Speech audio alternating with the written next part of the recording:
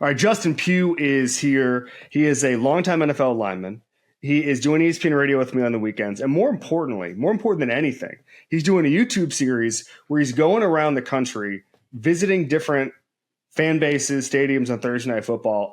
The best thing you've learned about just football fans over the past couple of weeks? Ooh, that's a good one. And don't sell yourself short, Kev. When I was sick and missed our spot last week on Sunday, it was the most devastating Sunday for me. That's true. I had to leave you alone with Mike Tannenbaum, our other co-host. Shout out to you, Mike T. But what I've found about fans in the NFL is just how passionate that they are. Yeah. That they eat, live, breathe, sleep this game. They will wait out 24 hours prior to a game. They cancel weddings. They cancel family functions. They do whatever it takes to support their team. And that has been the most rewarding experience for me because I'm used to those fans booing me, throwing things at the team bus, kind of just like you're in and you're out. But I've also grown an appreciation for the cities themselves, the city of Atlanta, New York City, where I played, to get to go see those fans. That's been very rewarding.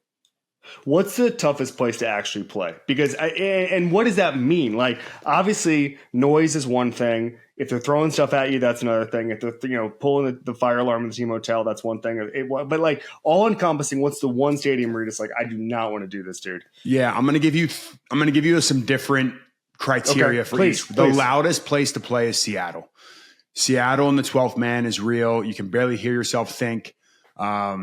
Teams have probably accounted for more false starts there. As an offensive lineman, it's a very, very tough place to play. Toughest place to play for me personally was Philadelphia. They start drinking. You get them on a primetime game. They start drinking 7 a.m. the day prior to, not even like the day of the game, the day before the game. They're absolutely insane. They're throwing batteries at you. I'm from the area, so it's like I look up into the stands and I see my third grade teacher flipping me the bird. So like for me personally, Philadelphia is a hard place to play. And then New Orleans, which I'm actually going to this Thursday, as like a preparation for the game, is the hardest place to play because it's the worst locker room that I've ever seen. It's on par with a lot of high school locker rooms that I've been in. And I've heard they've redone some things there. I haven't been back. I was there last year and it still was not good. But just imagine this. You're an NFL player and you're using a trash can for a hot tub. You're using a kiddie pool for a cold tub after the games. Like it was some JV BS going to play New Orleans. So that one I will say is the toughest just from like preparing to play because they don't give you the things you need. So you mentioned the Eagles thing. And honestly, the fan base plays into what's going on there because you don't get a lot of grace. You don't get a grace period. Now, part of that's because I think the tax that you pay when Howie Roseman and Jeffrey Lurie spend a bunch of money, build you a good roster, is you need to win every single year. Like the pressure is on you. But part of it's that the fan base, if you have a bad month, let alone a bad almost calendar year, the fan base is going to let you know about it.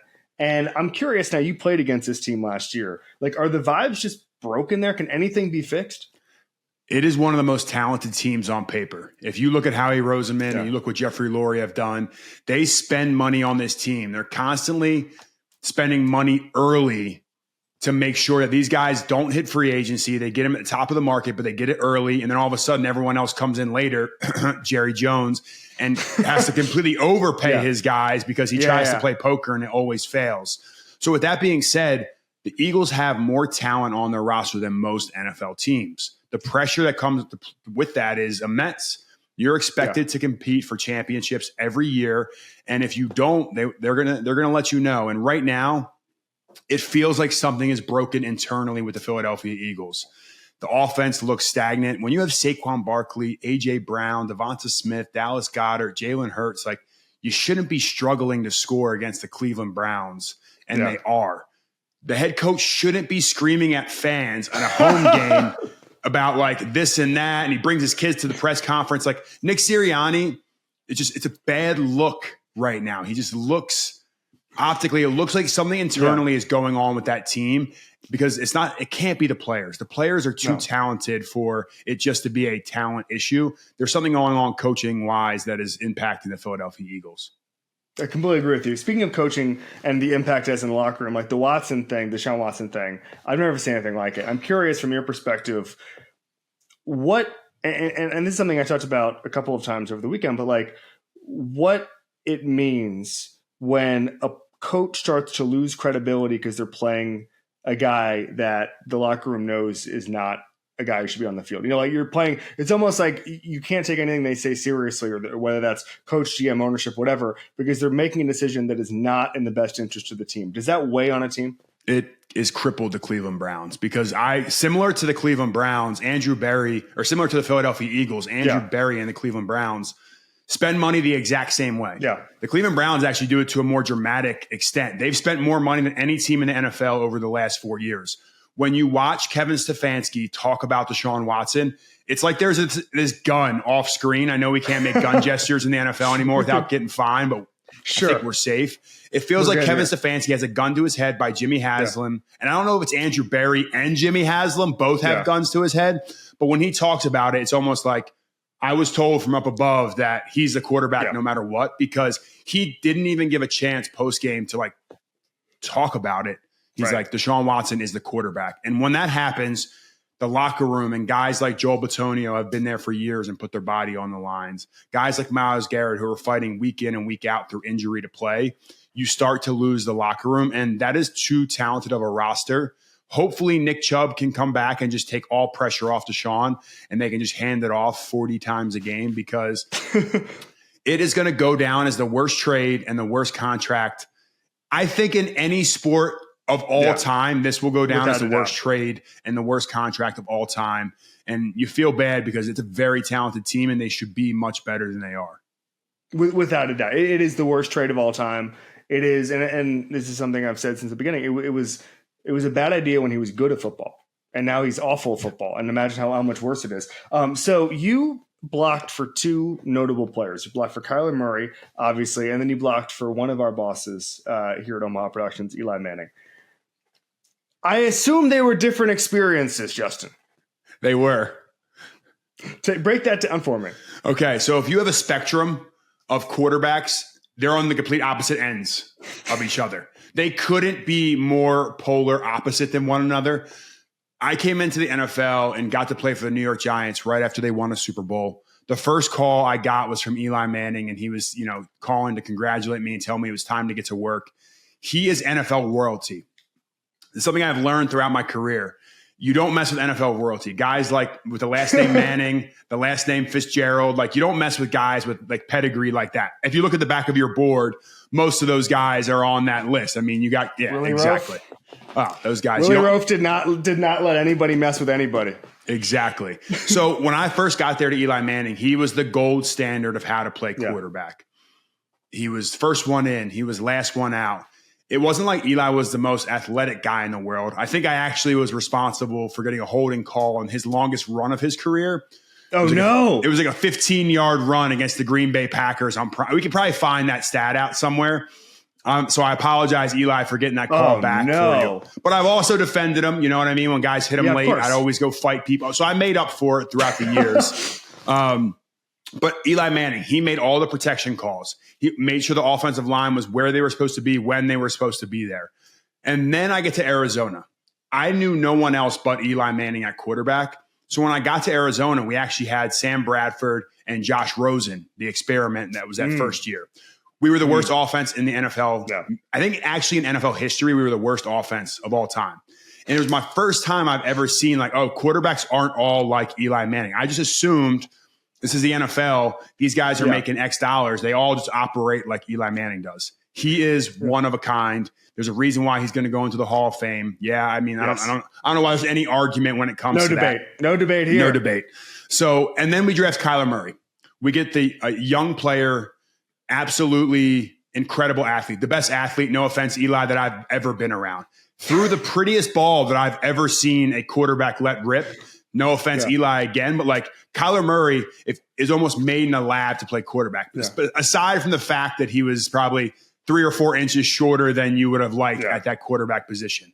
So then I saw this quarterback that had all the physical gifts, but was still trying to figure out the gold standard of how to work at quarterback, how to prepare like a quarterback, how to make all the right reads. Because with Kyler, the center made all the calls. So the quarterback wasn't making all the calls. And I saw Kyler grow day in and day out and ascend. And I wasn't there when Eli was a rookie and had to learn the game and take his lumps. And Kyler has ascended into that conversation of potentially earlier on in the season, I guess yesterday didn't help his cause, but potentially being in that MVP conversation. He has all the tools. So I got to see both. A guy that's going to sit in the pocket, be a pure pocket passer, get the ball out, and always be on time, always make the right decisions. And then Kyler, who extends plays. And at times, we kind of play a little backyard football. Both styles are great because one, you know what to expect. The other one is a little crazy because you don't know where the quarterback's going to be, but he makes these splash plays. So it was interesting to say the least. I don't know if I could tell you which one I like better. It depended on what aspect of the game you're asking me about, which one that I would prefer. Why should you bet with Caesars Sportsbook? 2 words: Caesars Rewards. Every bet brings you closer to the types of benefits only Caesars can offer. Hotel stays, VIP experiences, sports and concert tickets, and more. It's not just an app, it's an empire. So you did something interesting last year, which is you came in mid-season. You're a guard, just so everybody knows, if you don't know everything about Justin Pugh. And then you kicked out to left tackle. Right tackle or left tackle? Left tackle.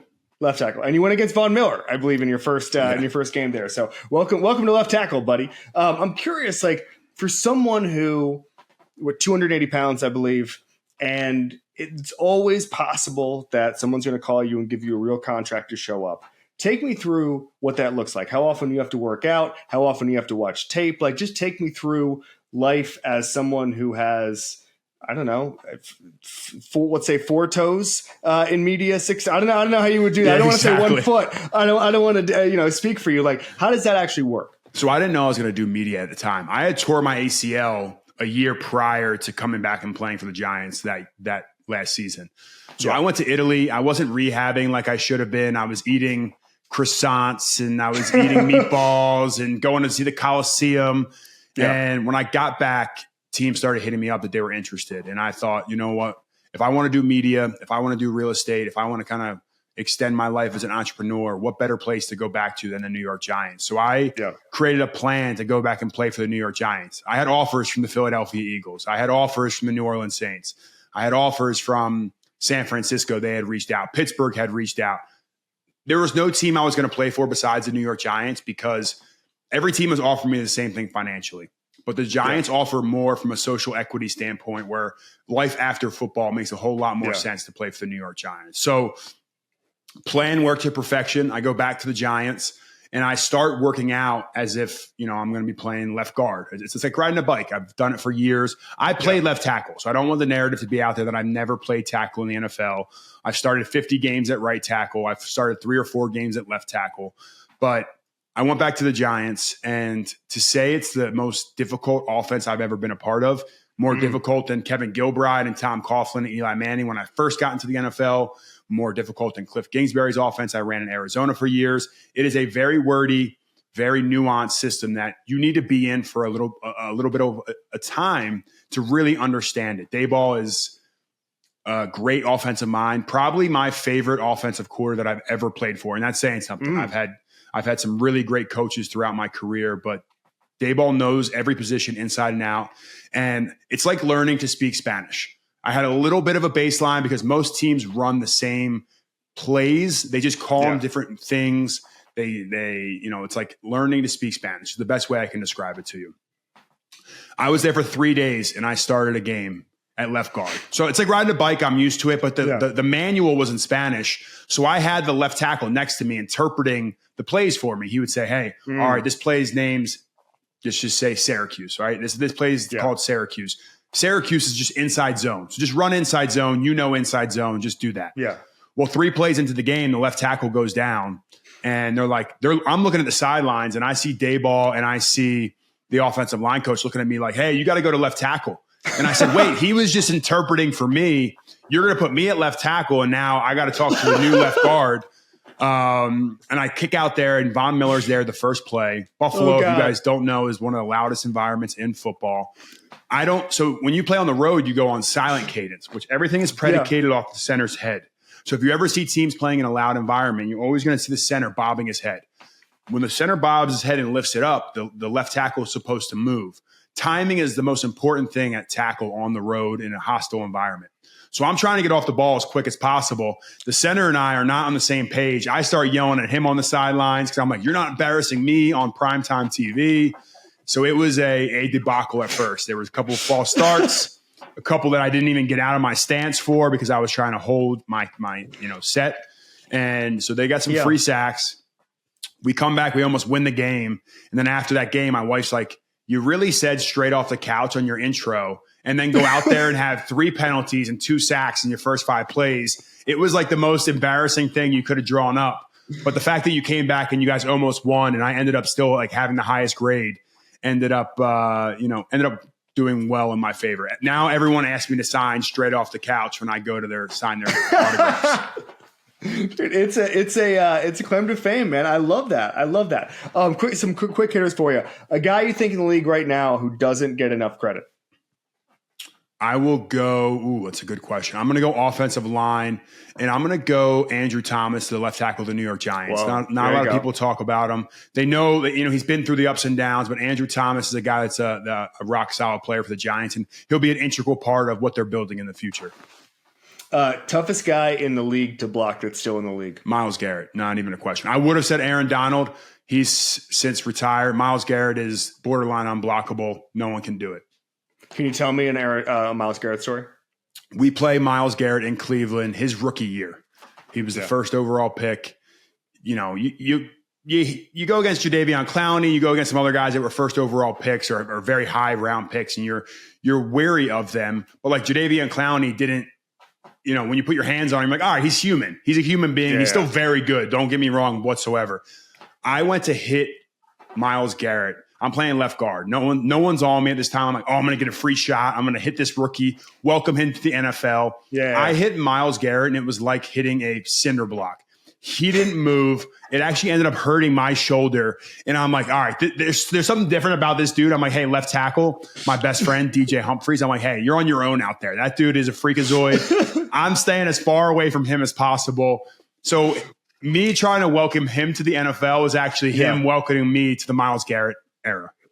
Oh my God, that's really funny. You tried to give him his welcome to the NFL moment. You got your welcome to the NFL moment. Oh my God. Yeah. Mid-career welcome to the NFL moment once Myles Garrett enters. Oh my God, that's funny. All right, so 2 more. Start with badass. Is the most badass person you've ever been around in football. Anybody, you have the floor. Ooh, most badass person I've ever been around.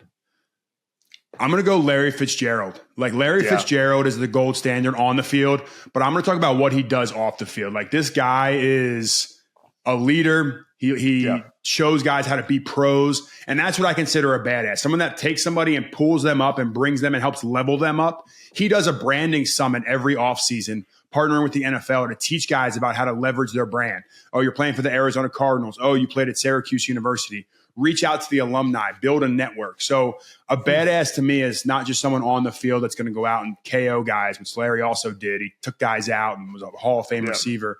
He helped guys off the field, and that's where I feel like it separates him from a lot of others. Love that. All right, we do something called one rep back. If you could take any play from your NFL career, redo it, do it right, what are you going with? We played in Philadelphia. It was my second year in the league. I let up 4 sacks in a game. We end up losing 38-0. Tom Coughlin, was yelling at me for playing poorly in that game. So I'm not taking one game back. I'm not taking one play back. I'm taking one game back. If I can get rid of that Philadelphia Eagles game and just throw it out the window, my career would have been much better off. Justin Pugh, ESPN Radio. Check him out on his YouTube. What's your YouTube page? It's called Net Worth with Justin Pugh. Just follow me on social media at Justin Pugh, at Justin Pugh67 on X, Twitter. And there'll be some good content from Thursday Night Footballs. And then tune in and listen to us on Game Day on Sundays. There we go. With me, you, and Mike Tannenbaum. See you, buddy. Thanks, man. Appreciate it.